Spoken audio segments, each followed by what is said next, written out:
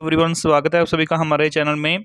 आज हम एफसीआई एजी 3 की ज्वाइनिंग के लिए जो भी एनेक्सर्स चाहिए हैं उनके बारे में डिटेल में बात करेंगे कि क्या क्या आपको रिक्वायर रहेगा, क्या क्या चीज़ें आपने करनी है और कौन कौन सी चीज़ें आप इग्नोर कर सकते हो और क्या चीज़ें आपको मैंडेटरी करनी ही करनी है। वो सारी की सारी बात हम इस वीडियो में करेंगे। जैसा कि हम जानते हैं कि सभी को, नॉर्थ जोन वालों को, सभी जोन वालों को, जिनका जिनका भी फर्स्ट लिस्ट में नाम आया था, most of the students I think सभी को क्या है, अपॉइंटमेंट लेटर मिल गया है उनका। और मैं यही होप कर रहा हूँ कि आपको मिल भी गया हो सभी को। और उसी के साथ आपको एनेक्सर्स भी मिल गए हैं जो आपको फिल करने हैं ज्वाइनिंग करने के लिए। हम सभी जानते हैं कि जब हमारे एनेक्सर्स फिल हो जाएंगे तो जो भी प्रिस्क्राइब डेट दी गई है उससे कभी भी पहले हम उससे पहले ज्वाइन कर सकते हैं। तो थोड़े बहुत डाउट्स हैं बच्चों के मन में जो बार बार उनको तंग कर रहे हैं, वो आज हम क्लियर करेंगे। ये मेरा एनेक्सर एक मैं दिखा रहा हूँ आपको, मेरे पास जो है नॉर्थ जोन का ये आया हुआ है।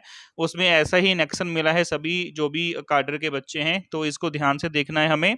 जैसे कि ये स्टार्ट करेगा अगर इस इनेक्सर से, तो इनेक्सर स्टार्ट हो रहा है ओबीसी वाले बच्चों के लिए, कि जो भी बच्चों ने ओबीसी एनसीएल यानी कि नॉन क्रीमी लेयर में अप्लाई किया हुआ है उनको कुछ ऐसा डिक्लेरेशन बना के देना है अपने ज्वाइनिंग के समय। आपको ये सबमिट करवाना पड़ेगा। ये आप देख सकते हैं, इसमें कुछ खास नहीं है, आपने बस अपना नेम लिखना है, अपने रेजिडेंट सिटी जो भी आपकी डिटेल है आराम से दे देनी है, किस स्टेट से आप बिलोंग करते हैं ये ध्यान से भरिएगा।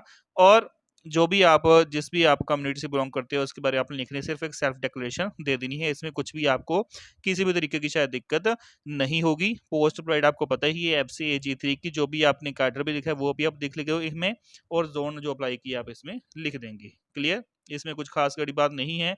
अभी हम स्टार्ट करेंगे आगे अपना जो अटेस्टेशन फॉर्म है नेक्स्ट 1, यानी कि सबसे पहले तो मैं बता दूं कि यहाँ पर हमारी एक पासपोर्ट साइज फोटो रहेगी हमारे पास, जो आपने यहाँ पर क्या है पेस्ट कर देनी है, या फिर आज ज्वाइनिंग के टाइम उसको पेस्ट करवा देंगे। लेकिन जो भी आप पासपोर्ट साइज फोटो लेके जाओगे उसके आप पीछे से जरूर आप सेल्फ टेस्ट कर देना। बिल्कुल, जो आप पासपोर्ट साइज फोटो लेके जानी है उसको पीछे से आपने सेल्फ टेस्ट करना है और फिर लेके जाना है। उसके बाद देखो, फर्स्ट कॉलम हमारा नेम का है, नेम आप फिल कर देंगे। पहले अपने सरनेम फिल करना है, बाद में आपने नेम फिल करना है। बाद में आपका एड्रेस आ जाएगा। एड्रेस बिल्कुल आपको पता है, जो भी आप चीज़ें अपने आधार कार्ड में जो लिखा हो, मैं कहूँगा कि वही आप लिखें ताकि आपको आगे जाके किसी भी तरीके की दिक्कत ना आए। ये भी आपका होम एड्रेस भी बिल्कुल सेम है, आप उसमें लिख सकते हो। इसमें कुछ भी आपको खास नहीं मिलेगा। इस पे अगर आप कोई रेजिडेंट हो पाकिस्तान या बांग्लादेश के, तब भी आपने यस करना है, उसके बारे में बताना है, और नहीं तो नो करके आपने आगे बढ़ जाना है। उसके बाद आगे बढ़ेंगे हम।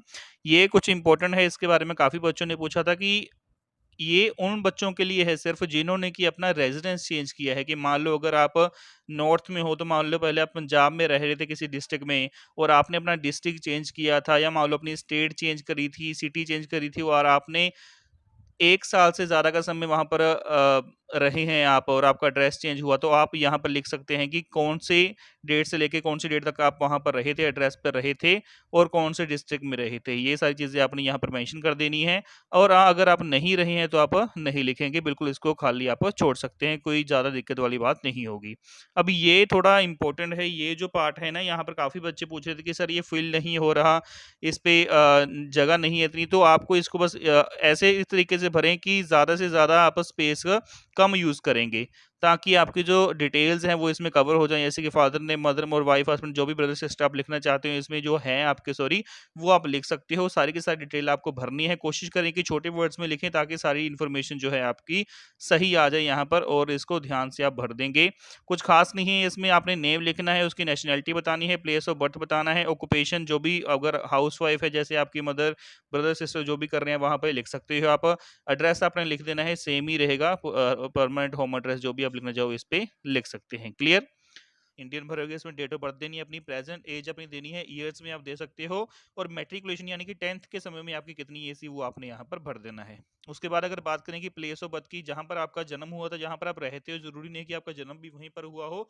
अगर आपका कहीं और जन्म हुआ है तो आप वहाँ पे डिटेल भर देंगे, और उसका डिस्ट्रिक्ट और स्टेट आप बता देंगे। उसके आगे अगर बात करें कि district and state you which belong, यानी कि अभी आप किस जिले में और स्टेट से बिलोंग करते हैं, यहाँ पर आप रहते हैं, वो आप इसमें फिल कर दोगे। और वो भी डिस्ट्रिक्ट स्टेट बताना है जिसके आपके फादर यानी कि आपके पिताजी हैं बिलोंग करते हैं। आई होप आपको समझ आ गया हो। आगे बढ़ेंगे, रिलीजन आपने जो भी आपका रिलीजन है आप इसमें फिल कर सकते हो, और अगर आप किसी कास्ट या ट्राइब से बिलोंग करते हो यहाँ पर यस और नो आपने लिख देना है। उसके बाद 10th ये जो पॉइंट है हमारा, इसमें मैं अपनी एजुकेशन क्वालिफिकेशन फिल करनी है। देखिए इसमें अपने स्कूल और कॉलेजेस के बारे में बताना है, और ध्यान रखिए कि इन्होंने बताया कि 15th ईयर ऑफ एज के बाद आपने क्या क्या किया, यानी कि ये आपकी 10th के बारे में पूछ रहे हैं कि 10th आपने कहाँ से की। आप स्कूल का नेम लिख देंगे, डेट ऑफ एंट्री यानी कि कब आप उस स्कूल में एंटर किए थे, एडमिशन आपने की थी, और कब आपने वो स्कूल छोड़ा। ठीक है ना, एग्जामिनेशन पास किया आपने, 10th की है, वहां से 12th की है आपने, फिर आपने कौन सा कॉलेज में आपने कब एंट्री ली, कौन सा एग्जाम पास किया, ये सारी इन्फॉर्मेशन आपने यहाँ पे दे देनी है। आपने अपने स्कूल और कॉलेज का नाम यहाँ पे लिख देना है। अगर फुल एड्रेस नहीं आप लिख पा रहे हो तो सिर्फ आप वहाँ की जगह का नाम लिख देना, आपकी सिटी का नाम लिख देना, वो भी सही रहेगा इसमें। आगे बढ़ेंगे इसके बाद ये है कि आपने, अगर आप पहले किसी गवर्नमेंट वाली जॉब में काम कर चुके हैं, यानी कि चाहे वो सेंटर की हो या स्टेट की हो या क्वासी गवर्नमेंट हो, चाहे कोई भी बॉडी हो, तो आपने पीएससी हो चाहे, वो इन्फॉर्मेशन आपने देनी है कि कौन से पीरियड के लिए आप वहां पे काम किया है, आपने आपकी कौन सी डेजिग्नेशन थी, और आपकी कितनी काम थे उसमें। आपका फुल नेम और द एम्प्लॉयर लिखा हुआ है कि कौन सी जगह पर आप एम्प्लॉयड थे पहले, कि अगर आप किस बॉडी के अंडर आप काम कर रहे थे, वो इन्फॉर्मेशन आपने देनी है, और आपने क्यों छोड़ा वो सारी इन्फॉर्मेशन आपने यहाँ पे दे देनी है। ये होप आपको ये वाला पार्ट भी क्लियर हो गया होगा। इसके बाद कुछ जनरल चीजें हैं, इसको हम इसका कुछ नहीं करना, आपने आगे बढ़ते हैं हम। आगे ये जो 12th पॉइंट है, इसमें आपने बताना है कि have you been ever arrested. ये चीजें आपको पता होगा कि आप अगर कोई अरेस्ट किए गए हो, आपके ऊपर कोई इल्जाम लगा है, आपको डिटेंशन मिली है, आप कहीं आपकी किसी ने कोई बाउंड किया हो, आपको किसी ने कोई तरीके का फाइन लगाया गया हो, या फिर कोर्ट ऑफ लॉ। कई बच्चे ये भी पूछ रहे थे कि अगर सर हमें बाइक वगैरह का चलान हुआ है तो वो तो नहीं, इसमें कोई दिक्कत आएगी, तो वो बिल्कुल भी आपकी यहाँ पे कोई दिक्कत नहीं आएगी, आप बिल्कुल इसको नो कर सकते हो। अगर आपके किसी यूनिवर्सिटी एग्जाम में, यानी आपको कोई चीटिंग की वजह से कुछ डिबेयर किया गया है, या फिर कुछ किसी भी तरीके का कुछ गलत आपके साथ हुआ हो, तो आप ये ऐसा आपने कर देनी है। बाद में ज्यादातर ये बच्चों का नो ही रहेगा, तो आपने भी नो ही कर देना है। अगर कुछ है तो आप कमेंट करके मुझे बता देना, मैं आपको उस तरीके से इसका आंसर बता दूंगा कि यहाँ पर ये जो सेकंड पॉइंट है ना, इसको आप ध्यान से फिल करिएगा अगर आपने किसी में यस भरा है। आई होप ये सारा क्लियर हो गया होगा। यहाँ पर हाँ, ये जो दो बंदों का नाम आपने लिख रहे हैं, आपकी लोकेलिटी में किसी का भी किसी दो नेबर का नाम लिख सकते हैं कि जो जिनको आप जानते हो। आपने कईयों ने पूछा था कि सर उनके कोई साइन करवाने हैं या फिर कोई फोन नंबर लिखना है, तो कुछ नहीं लिखना, यहाँ पर सिर्फ उनके नाम देने हैं, आपने कोई एक्स्ट्रा इन्फॉर्मेशन इसमें नहीं देनी है। आई होप इसको क्लियर हो गया होगा। फिर आपके सिंपल सिग्नेचर कर देने हैं और डेट और प्लेस आपने लिख देनी है। इसके बाद हम बात करेंगे आइडेंटिटी सर्टिफिकेट की। सर्टिफिकेट आपका बिल्कुल यहाँ पे काफी सारे ऑप्शंस दिए हुए हैं हमें कि किनसे किससे हम साइन करवा सकते हैं, तो ये बिल्कुल आपके सामने है। आप अपना नेम भर दीजिए, इसमें जो भी डिटेल्स आप भरना चाहते हो, कि आप अपने एमएलए से करवा सकते हैं इसको साइन। वैसे तो बहुत सारी डिटेल इसमें, बहुत सारे नाम लिखे हुए हैं, किसी से भी करवा ले, आपका जो भी हमारा गेस्ट ऑफिसर आपको मिले वहां से आप साइन करवा सकते हैं। ठीक है, क्लियर है। आप इसमें तो शायद कोई दिक्कत नहीं होगी। अगर फिर भी कुछ चीज पूछनी हो तो मुझे कमेंट करके जरूर बताना, आया आपकी सारी की सारी मैं क्वेरी सॉल्व कर दूंगा। उसके बाद अगर बात करें ये वाला जो सर्टिफिकेट करेक्टर है, ये बनाना थोड़ा मुश्किल आ रहा है बच्चों को, क्योंकि इस पे आपको साइन चाहिए एसडीएम के या फिर डीएम के, या फिर यानी कि उसके बड़े लेवल के ऑफिसर के आपको साइन चाहिए होंगे। तो इसमें काफी दिक्कत आ रही है कि कई जगह पर जो एसडीएम जो डीएम है वो साइन करने से मना कर देते हैं, क्योंकि वो आपको पर्सनली नहीं जानते हैं। तो उसके लिए आपने क्या करना है, पहले पुलिस वेरिफिकेशन के लिए आपको अप्लाई करना पड़ेगा। पुलिस वेरिफिकेशन जब आपकी हो जाएगी तो उसको देखकर एसडीएम आपके आराम से साइन कर देंगे। तो ये काफी बड़ी क्वेरी थी बच्चों की, तो मैं बता दूं कि आपको पहले पुलिस वेरिफिकेशन करवानी है। जब आप पुलिस वेरिफिकेशन करवा लोगे तो आपका ये सर्टिफिकेट ऑफ करेक्टर आराम से साइन कर दिया जाएगा, तो इसमें कोई दिक्कत वाली बात नहीं है। आई होप आपको ये क्वेरी सॉल्व हो गई होगी, तो इसको ध्यान से देखना। और आगे बढ़ेंगे इसके बाद ये सिंपल डिक्लेरेशन है आपकी मैरिड या अनमैरिड, बल्कि अगर आप मैरिड हैं, आपकी एक ही वाइफ है या एक ही हस्बैंड है, अगर आपकी कोई डाइवोर्सी है, जो भी चीज़ें आप इसमें अपने हिसाब से देख लेना कि अगर आप विडो हैं, अनमैरिड हैं, जो भी चीज़ें आप हैं उसमें आपको ध्यान से इसमें भर देना है। अगर इसके रिलेटेड आपकी कोई क्वेरी है तो आप मुझसे पूछ सकते हैं, आप कमेंट करके जरूर बताना। वैसे इसमें कुछ खास नहीं है, सिंपल सी बात है। अगर आप मैरिड हैं, अनमैरिड हैं, या अगर आपकी कोई अदर वाइफ भी है या नहीं है, ऐसी चीजें लिखी हुई हैं, इसको आप वहां पर टिक कर दे, नीचे साइन कर देना। क्लियर है। आगे बढ़ेंगे हम आगे।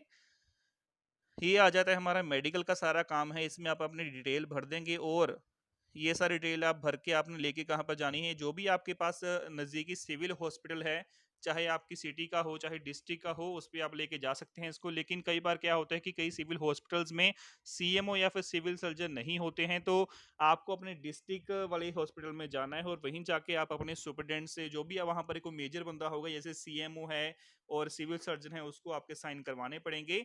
तो ये आप उसके पास लेके जाएंगे और वहां से साइन करवा लेंगे, वो भी अपनी स्टैंप लगाएंगे और साइन कर देंगे। ये सारा का सारा मेडिकल का ही प्रोसेस है। मेडिकल में देखो, हमने कुछ नहीं करना, हमने बस हॉस्पिटल में लेके जाना है, वो अपने हिसाब से अपनी जो भी टेस्ट वगैरह होंगे, वो जो भी फीस होगी वो ले लेंगे और टेस्ट हमारे कर देंगे और आपको ये मेडिकल का जो है साइन करके दे देंगे। यहाँ पर आपने अपनी तरफ से कुछ भी नहीं भरना है, वो खुद ही ये सारा भर लेंगे और बस आपको वो फिट पर, यहाँ पर फिट पर आपके टिक होनी चाहिए, एंड में जो करके देंगे वो फिट पर आपके साइन कर दें और फिर बाद में अपनी सिग्नेचर वगैरह करके दे देंगे, तो आपका जो मेडिकल का काम भी है वो भी पूरा हो जाएगा।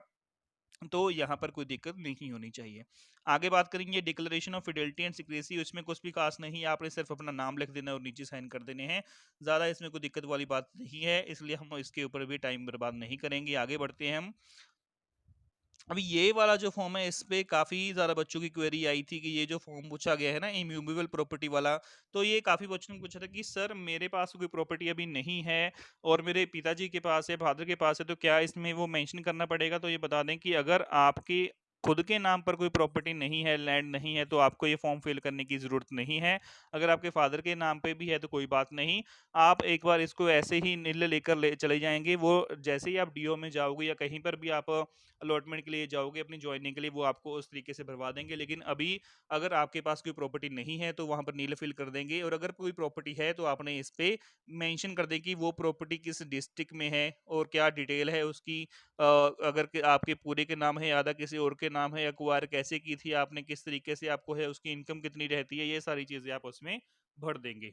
तो अगर आपकी प्रॉपर्टी है तो इस पे आराम से भर देंगे, अगर नहीं है तो आपने इसको नहीं भरना है और किसी भी तरीके की आपको दिक्कत नहीं आएगी। अभी नेक्स्ट फॉर्म के ऊपर चले। ये एक कार्ड इंडेक्स फॉर्म है, ये इसके मैं आपकी सारी इन्फॉर्मेशन है, ये आपको मैं टाइम से बताता रहता हूँ कि क्या-क्या चीज़ आप इसमें भरने जाएँगे। वैसे आम चीज़ें हैं, अगर समझ में ना आए तो कमेंट करके ज़रूर बताना। जैसे कि आपका नेम है फर्स्ट, फिर आपका इन्होंने अपना सेक्स पूछा है, मेल, फीमेल, अदर जो भी आप अपनी डिटेल अपने हिसाब से भरेंगे। डेट ऑफ बर्थ आपने भर देनी है, प्लेस जहाँ पर आपका बर्थ हुआ है वहाँ के डिस्ट्रिक्ट और स्टेट आप भरेंगे, फादर नेम है, मदर नेम है, मैरिटल स्टेटस आपका मैरिड है या सिंगल है, आप वो इन्फॉर्मेशन भर देंगे। अगर आप मैरिड हैं तो अपने पति और पत्नी का नाम यहाँ पर भर सकते हैं। देखिए कुछ भी मैं कुछ ज़्यादा खास नहीं बता रहा हूँ, जो भी यहाँ पर लिखा हुआ मैं चीज़ें बता रहा हूँ आपको। जो भी आपका आधार कार्ड है, पैन नंबर है, ईमेल आईडी, कॉन्टैक्ट नंबर, ये सारी चीज़ें हम भरेंगे।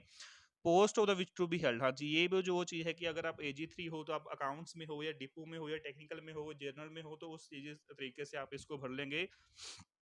ये जो आप बैंक डिटेल्स देंगे आपकी, वहाँ पर अपने पहले अपना अकाउंट नंबर और आईएफएससी कोड बिल्कुल आपके सामने ये लिख देंगे। मैरिटल स्टेटस वाला दोबारा पूछा गया है, इसको भी भर देंगे। और ये आगे कैटेगरी का ऑप्शन की जो भी आपकी कैटेगरी है आप इसमें फिल कर देंगे। यहाँ तक आपको कोई भी दिक्कत नहीं आई होगी आई होप।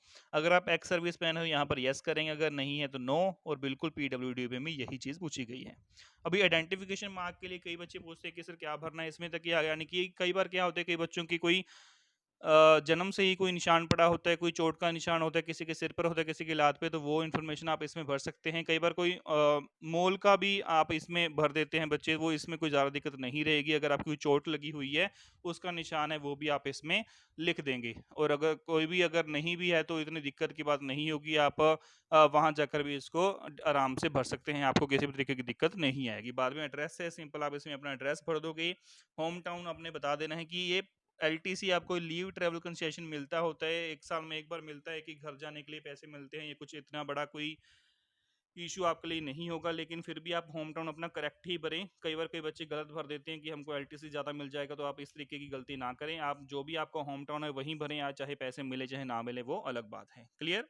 उसके बाद अगर अगर आप पहले किसी जगह पर काम कर चुके हैं गवर्नमेंट की, तो वो आप इसमें भर सकते हैं कि हमने ये काम किया है, ये पोस्ट थी हमारी, यहाँ से लेके यहाँ तक काम किया है, हमारे क्या हमारे वो कौन सा एम्प्लॉय थे जिसके अंडर हमने काम किया, ये सारी इन्फॉर्मेशन आप इसमें भर देंगे। ग्रोस इमोलमेंट्स यानी कि सैलरी आपकी कितनी थी वहाँ पर, ये चीज़ें आप लिखेंगे। इसके बाद था कि आपके कौन सी लैंग्वेज रीड कर सकते हैं, स्पीक कर सकते हैं, राइट कर सकते हैं। तो अगर आप बैंक एम्प्लॉय हैं यानी बैंक के एस्पिरेंट हैं, एफसीए के एस्पिरेंट, आपको पता होगा कि आप कौन सी लैंग्वेज आप इसमें बोल सकते हो, वहाँ पर आप मेंशन कर देंगे। मदर टंग आपकी कौन सी है उन्हें मेंशन कर देना है। उसके बाद एजुकेशन क्वालिफिकेशन है जो भी आपकी रिक्वायर्ड थी इस पेपर के लिए, जो भी आपने एक्स्ट्रा की है वो सारी इसमें मेंशन कर देना है। जैसे जो भी ग्रेजुएशन, पोस्ट ग्रेजुएशन का अगर कोई और तरीके की डिग्री है तो आपने इसमें लिख देना है। ये आम बातें जो आपको समझ में आ गई होंगी। और उसके बाद ये फैमिली मेंबर्स की डिटेल जब आप आराम से भर देना कि जो भी आपके फैमिली मेंबर हैं जो आपके ऊपर डिपेंडेंट हैं वो आप इसमें भरेंगे। यानी कि अगर आपके फादर हैं, अगर वो मतलब उनकी खुद की कोई गवर्नमेंट जॉब नहीं है या कुछ और ऑथोराइज चीज़ नहीं है तो आप उसको डिपेंडेंट में डाल सकते हैं, अपने फादर को, मदर को। और उसके बाद अपनी वाइफ बिल्कुल आपकी डिपेंडेंट में आ जाएगी। और हाँ, कई बार बच्चे पूछ लेते हैं कि अगर सर हम ब्रदर और सिस्टर को भी डाल सकते हैं, तो अगर आपका ब्रदर अनमैरिड है और 18 साल से कम है उसको डाल सकते हैं, और सिस्टर का भी ऐसा ही है, आप उसको अपने डिपेंडेंट में डाल सकते हैं, अनमैरिड सिस्टर को। आई होप यहाँ पर सब तक क्लियर हो गया होगा। यहाँ आपका सिग्नेचर आ जाएगा, नाम आ जाएगा, डेजिग्नेशन आपकी जिस भी पोस्ट के लिए आपने अप्लाई किया है, ऑफिस आपका एफसीआई है, और जहाँ पर भी आप जाओगे वहाँ पर ये भर लिया जाएगा और बाद में आपके साइन वगैरह कर लिए जाएंगे। आई होप यहाँ वीडियो देखने के बाद आपको किसी भी तरीके की आपको आगे जाके कोई दिक्कत नहीं आएगी। मैंने सारा का सारा कनेक्शन आपके साथ डिस्कस कर लिया है, इसके बाद आपको कोई दिक्कत नहीं आनी चाहिए। अगर फिर भी कोई आपको प्रॉब्लम है, कोई क्वेरी है, अगर आपका काम नहीं हो रहा तो मुझसे एक बार कमेंट करके ज़रूर पूछ लेना, या फिर हमारा टेलीग्राम को भी ज्वाइन कर लेना जो मैंने इसके साथ कमेंट में मैंने पिन कर दिया है, तो उसको भी आप ज्वाइन करके मेरे से बात कर सकते हो। आई होप आपको हमारी वीडियो अच्छी लगी होगी। अगर आपको हमारी वीडियो अच्छी लग रही है और हमारे अपडेट्स अच्छे लग रहे हैं तो हमारे चैनल को जरूर सब्सक्राइब करना और इस वीडियो को लाइक और शेयर करना। Okay, bye bye, thank you.